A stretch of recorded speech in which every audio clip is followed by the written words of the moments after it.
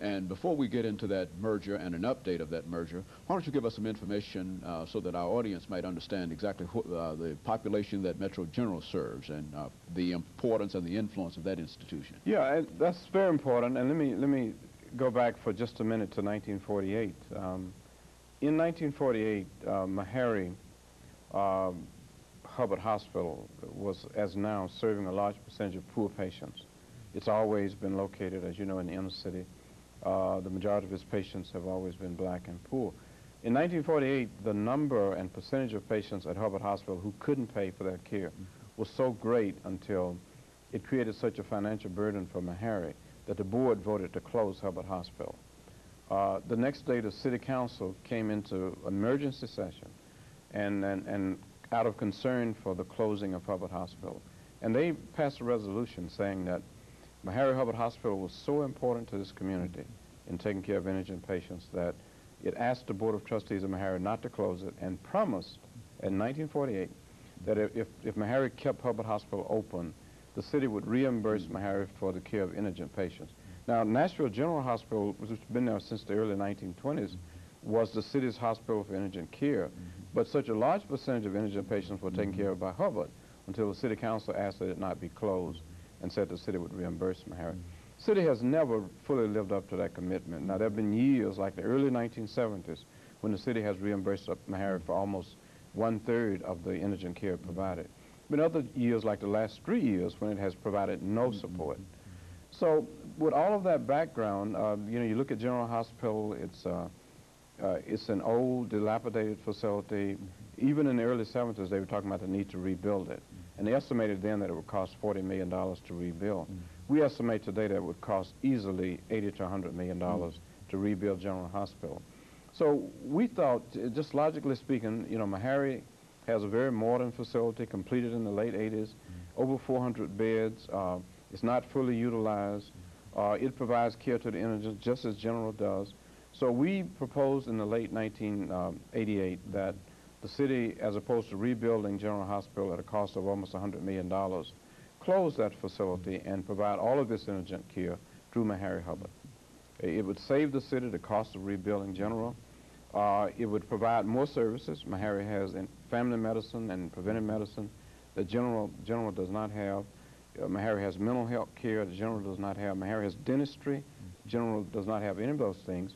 And all of those are needed in the healthcare system. So it would give a building that's very modern. It would give services that are not there. And we found out later, because we didn't notice when we first made the proposal, we found out that it would also save in the cost of operation.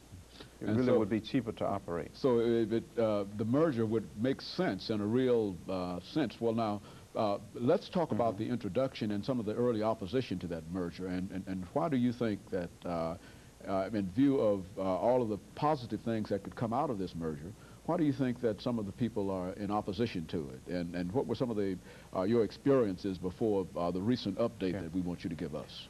Well, let me say this. We first announced the proposal at a Rotary Club meeting in November of 1988. I think about that because I was just at the Rotary Club yesterday. We thought that was a good setting. The business leaders in the community was there. The press was there. And we decided to announce at that setting that we were going to introduce this merger. And we explained the history that I just gave you and other things as to why we were doing it. We knew that there would be problems, and because there are a lot of barriers. There are social, economic barriers. There are area barriers. There are some people who are not comfortable in East Nashville, other people not comfortable in North Nashville. So this community has to deal with a lot of barriers, artificial barriers, have no business in existence, but they still exist. And we knew that in order for this merger to succeed, we were going to have to put those things on the table. Race is a kind of barrier because there are still people who think of Meharry as a, quote, black institution, when in fact Meharry is probably the more integrated institution, certainly one of the more integrated health professional schools in the country, integrated in administration and faculty, even in student body. But the people in this community still think of it as a black hospital, a black institution. We knew we had to overcome all of that. And I think we've had to deal with all of those issues. We've had to deal with people who are afraid to come to North Nashville, who think that it's less secure, when the fact is that their Meharry Fisk campus are more secure than Vanderbilt. That's been demonstrated by statistics, that there are fewer acts of violence per capita on those two campuses than on Vanderbilt's campus. And yet the attitude of people in this community is to think of a lack of security when they think of North Nashville. So we had to overcome all of that. We had to overcome people saying, well, how am I going to get there? Just like Reverend Reasoner led the homeless march. We've been able to show very clearly that transportation will not be a problem. We've been able to show that the two hospitals basically serve the same census tracts, the same patient population, and therefore we've had to deal with these barriers one at a time. The real barrier, the first one was financial, and because there were people who argued whether in fact it was financially feasible. The board's own task force showed that it was. The Ernst & Young report showed that it was. More recently, the mayor's task force. All three have showed consistently that it's financially feasible. Very good. And so within that framework, you introduced the measure in 1988. The council had an opportunity, that is the Metro Council had an opportunity to debate that, and it failed the first time around, did it not? Well, the Metro Council has not yet debated I'm sorry, I mean the Board of Hospitals. Board of Hospitals. The Board of Hospitals, first thing they did was to appoint a task force, its own members. They have 7 members on the board. They appointed 4 of them as task force. 3 of them, after reviewing it, voted that the city should move forward. 1 abstained. It was after that that they got Ernst & Young to look at the financial feasibility. The board has resisted. There's some members on the board, including, I guess, the chairman, who have been resistant since the beginning and have used a lot of techniques to delay. And finally, in a split vote in February of '91, voted against it, saying that the major concern was whether Meharry could recruit the added faculty that it would need to recruit.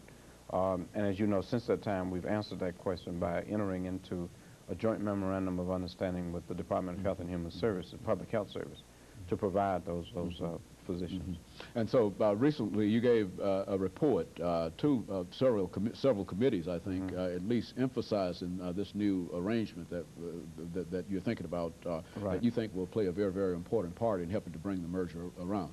And I think one of the things that we'd like to talk about, Dr. Satcher, is something that you've already mentioned, and that is the integration of Meharry's faculty and its administration and its student body, because I think that plays a very, very important part, as you've already mentioned, in terms of people's perception of Meharry being, quote, a black institution. Of course it is an historically black institution, but at the same time it is, as you indicated. And I'd like for you to give us more information in reference to that. Yeah, you know, I've always felt very strongly that if integration in this country is going to work, historically white institutions and historically black institutions both must be valued for what they bring to the table and what they have to offer. And Meharry is a private institution but has taken integration very seriously.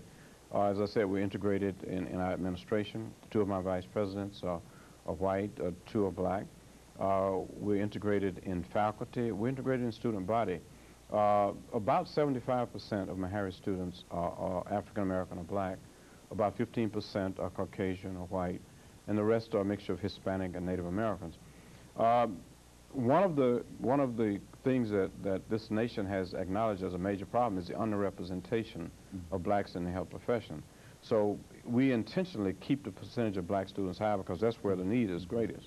But we have a very integrated student body, a very integrated faculty, very integrated administration, and have had it for many years. Very good. Now let's look at this merger update, Dr. Satcher, that because I think we will do this within the framework of both the Nashville Banner and the Tennessean, 2 of the most influential newspapers, as well as the Nashville Pride and the Metropolitan Times, all have in one way or the other endorsed the merger.